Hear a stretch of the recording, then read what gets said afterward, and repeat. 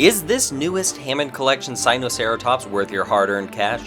Or did Mattel spare some expenses with it? And where does it belong in the Hammond Collection tier list? Well, keep watching this video to have all your questions answered. Hey there, my googly gang, I'm Gary the Gremlin, but I can't deal with that now, because today, we're looking at our first up of the few remaining Hammond Collection figures for 2025, the Jurassic World Fallen Kingdom Sinoceratops. I have some very mixed feelings on this one, but I am very glad to see the return of this size class. As it comes to size classes with the Hammond Collection figures, we seem to get small, slightly bigger small, that's this one, medium, large, and extra large. It's been quite a long time since we got anything in this vague, slightly bigger than small, slightly smaller than big size class, and I for one am happy that it's back. For what it's worth, I'm glad we're slowly working our way through the actual dinosaurs that appeared on screen. I would have preferred an Indoraptor, Sinoceratops, or any of the actual on-screen pteranodons a lot more than this one, but Sino is a step in the direction that this line needs to be going. All of those species I just mentioned would be perfect contenders for this medium-small size class, and in my opinion, much better species to pick than this sad sack of a ceratopsian. I hate the Sinoceratops. Hey, before you click off the video, okay, just hear me out, alright? Before we get into the trademark Gary the Gremlin rant where I roast the hell out of the Universal movie makers who designed this dinosaur, let's do the box. That'll ease us in, right? I opened this Sinoceratops as well as some other figures live on this channel. It was a really fun time, so make sure to subscribe so you don't miss future unboxing live streams and magic moments like this. Draw Boreal Pelta on the whiteboard, that would be really cute. Why are people saying Gary the Gooner? That's insane. I can't believe anybody's ever made that joke before. I still have the box, however, which has got this pretty cool artwork on the front, some product shots around the back, and this blurb on the side recounting one of the most embarrassing and stupid scenes ever put to film. Oh boy, this is gonna be a long review. Because this is my least favorite Jurassic World design, I think, ever. It's tied between this and the Tarbosaurus. At least the Tarbosaurus is soft canon, hidden away in a forgotten Netflix cartoon. This Sinoceratops is out there in the open, with a dedicated scene in a feature Jurassic World film. I'm forced to reckon with it. It just frustrates and saddens me. Why Universal decided to design a ceratopsian with all the poise and grace of the bathtub grandma in The Shining is beyond me. This thing is ugly. It looks geriatric. The bulk of the problems for me lie with this design's bulk. It's built like a damn cinder block. An absolute unit. It's proportioned absolutely horribly. Believe me, I love my gals big. Look no further than the Hammond Collection Brachiosaurus, which I legally married last week. But this Sinoceratops, it's all wrong. There's no neck at all, a perfect rectangle of a body, and ironic enough for Mattel, much too long of a tail. These are problems most of the Jurassic franchise ceratopsians have had, dating back to the original 1993 Triceratops. But here on the Sinoceratops, it seems dialed up to 11. For example, here's the beast of the Mesozoic Sinoceratops, which I also opened on that live stream, which also looks like a dinosaur. In fact, short of its tail and head sculpt, the beast of the Mesozoic Sinoceratops shares the exact same body and proportions as this figure. This is just about as perfect a model of a Sinoceratops's proportions as you could expect to get.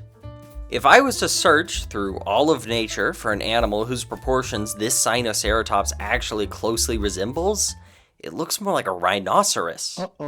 Sure it does. You've got a giant hefty rectangle of a body with short stocky legs that have overhanging flaps of armor-like skin, as well as next to no neck.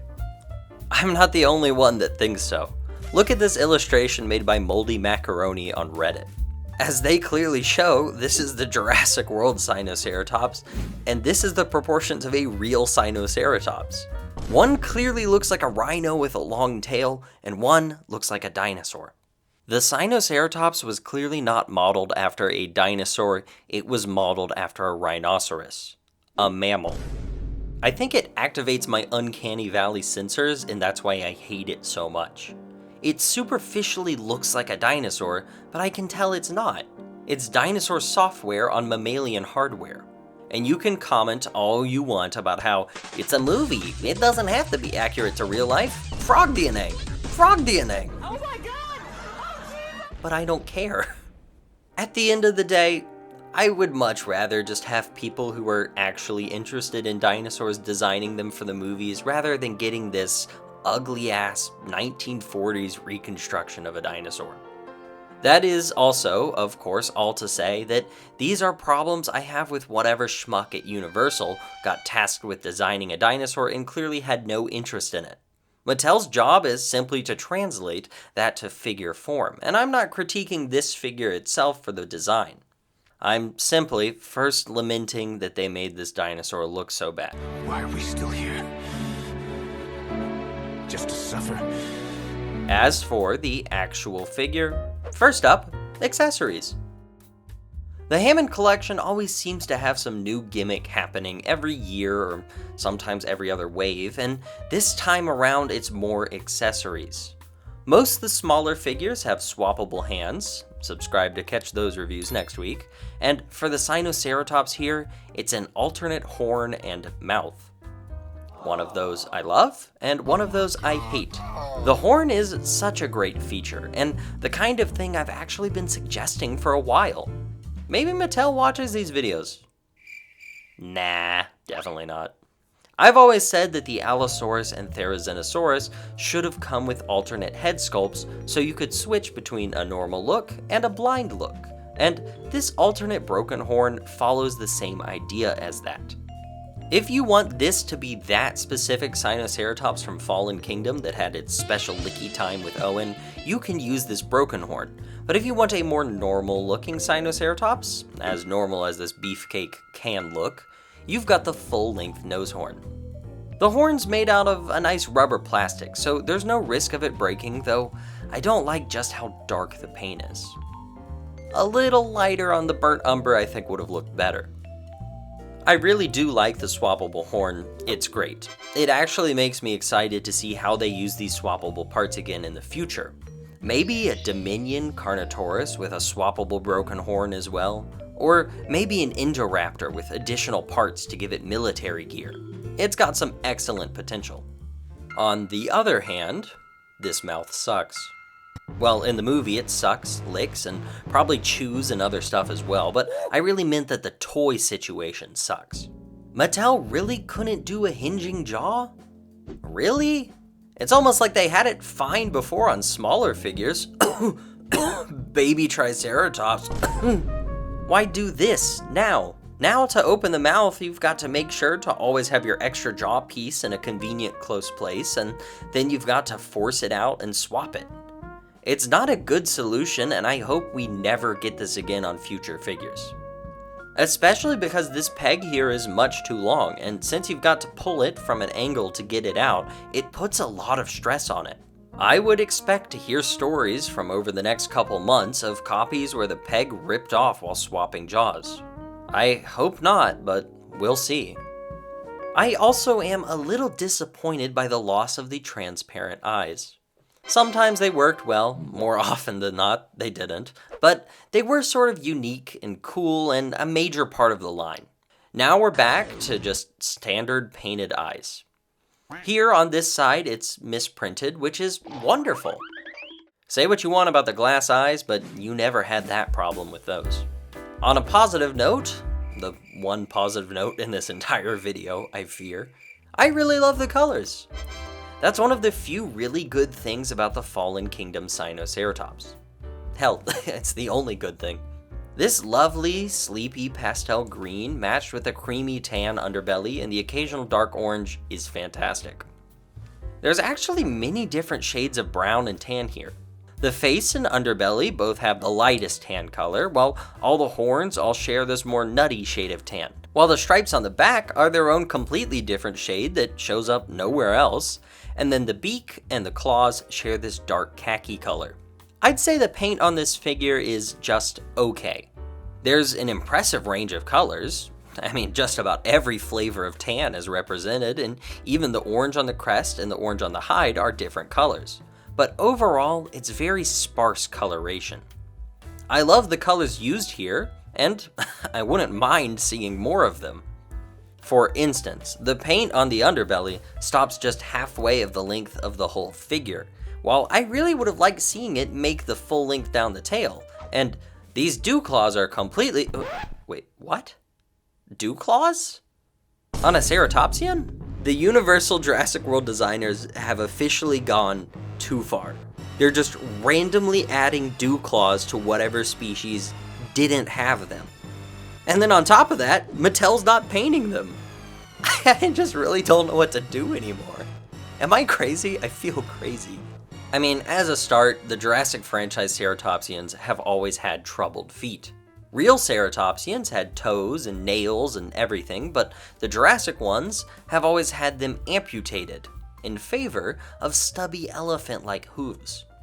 Here we once again reach a vague mammalian area where I just really wish anyone at Universal would take 2 minutes, just 2 minutes of your time, to Google a dinosaur skeleton before designing anything.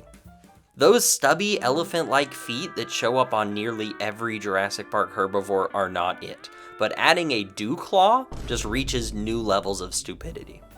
The painted claws are great, which is nice to see that carried over from the Stegosaurus, and hopefully it'll carry on into future herbivore releases. Some older ones like the Ankylosaurus did not have the luxury of having painted nails. Also, it's worth noting that the sculpt work here is pretty good. I wouldn't say I like it, because it looks, bad, but I wouldn't say that there's anything that really sticks out or is amazing, but it gets the job done. There's a very knobby and rough texture for most of the body, which I don't really like, because as far as we know, ceratopsians would have had pretty smooth skin, but it does differentiate it from the rest of the Hammond Collection figures, which is good. Now, there is one thing that's not half bad on this figure, and that's the articulation. You know what time it is, play the music, posing time. There's a pretty good ball joint here at the base of the head, allowing great range all around. There should be a mouth joint here, but we already talked about that. What the frick? These shoulders have got a really great motion outwards, which I was really happy to see, and a great rotation. Swivel and hinge for the elbow, and a swivel and hinge for those thumpy little feet. Ooh, they're just so cute, I want to rip them off. Pretty similar deal for the back legs, but again, I want to highlight how fantastic that kick outwards is. You'd love to see it. Finally, the tail is really great with a ball joint at the base and a really good bendy wire down through the length of it. It was a short articulation segment, admittedly, but for an herbivore and in the Hammond Collection, it's pretty good. This is honestly leagues better than what the Stegosaurus had, and it's great that it can balance no problem. I feel like it shouldn't be an unusual thing for a quadruped to be able to balance on all fours, but god, Steggy had his personal demons with that. Oh, and this isn't really articulation. I just didn't know where else in the video to put this. The crest is entirely made out of rubber, so you can just, yep, okay. Anywho, I was really impressed by how nice and tight all the joints were across the board, while still buttery smooth and flexible. Great stuff there, no loose joints out of the box. As for a size comparison, the Sinoceratops is 4 inches tall to the top of the back, while maybe just at 5.5 inches tall to the top of the crest, and right at 11 inches long. That is really undersized. Like comically undersized. He's a shrimp. She's a shrimp. They're a shrimp. First up for comparisons, channel mascot, Action Master Grimlock, the Gary the Gremlin Council of Raptors, some 1/18th scale humans, and oh, is that Big Malcolm? Crazy running into you here. Next up, here's the original Mattel Fallen Kingdom Sinoceratops. Sure, guys. The Hammond Collection Stygimoloch, the Mosasaurus, the Habitat Defender Triceratops, the Hammond Collection Giganotosaurus, Cyberzoic Achillibator, Beasts of the Mesozoic Xenoceratops, and finally, and most important, the Hammond Collection Carnotaurus, who, if it's not clear, absolutely dwarfs the Sinoceratops. These things are the same size in the movie. If anything, the Sinoceratops is bigger. What is actually going on? This is just blatantly wrong to such a degree that it's insane. What? One of the few positives that the movie Sinoceratops had going for it is that it was a tank. And I think it was the first time in the entire franchise that an herbivore and a carnivore fought and the herbivore won. But they rob that from him. With this scale, the Carno is going to completely have no problem winning a fight against the Sinoceratops. Hell, even a Troodon would have no problem. This one is entirely on Mattel. Next time, I think they should probably watch the movie before making choices about how big a figure is going to be. So yes, calling back to the very start of the video, I am glad that this size class in the Hammond collection is back. Why they used it on a species that completely deserved to be one size up, I have got no clue, guys. And that's where this figure stands. As a depiction of the real-life animal Sinoceratops, this is downright horrendous. This is a rhinoceros wearing a dinosaur costume. As a toy of the Jurassic World Fallen Kingdom Sinoceratops, it's not great either, as it's about only 2/3 of the size it should be and the paint is severely lacking.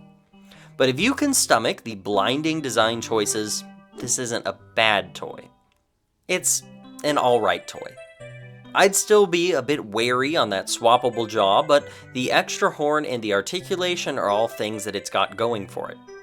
I'm just a little confused on who this is meant to be for.